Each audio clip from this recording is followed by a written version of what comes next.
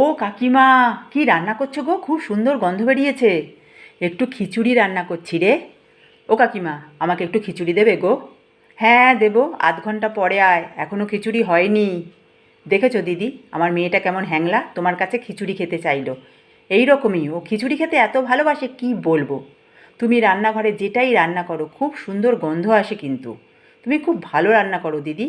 তুমি মটন রান্না করো, চিকেন রান্না করো, তখনও খুব সুন্দর গন্ধ আসে, কিন্তু আমার মেয়ে কি কখনো বলে, কাকিমা একটু মটন দেবে গো, একটু চিকেন দেবে গো? ওই যে খিচুড়ির নাম শুনেও পাগল।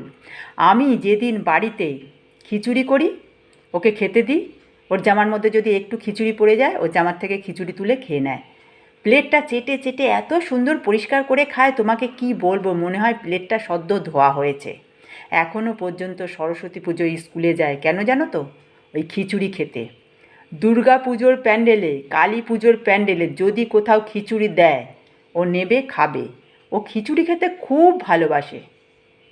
ঠিক আছে, কী হয়েছে তাতে? আমি তো ওকে দিতামই। ও দিদি শোনো না, ওর হাতে করে একটু চিংড়ি মাছ দিয়ে বাঁধাকপির তরকারি আর টমেটো আমসত্ত্ব খেজুরের চাটনি পাঠিয়ে দিচ্ছি। আচ্ছা ঠিক আছে। ও কাকিমা, হলো তোমার খিচুড়ি? এসে গেছি আমি। এই নাও, মা বাঁধাকপির তরকারি আর চাটনি দিয়ে দিয়েছে। দে, এই নে খিচুড়ি নে।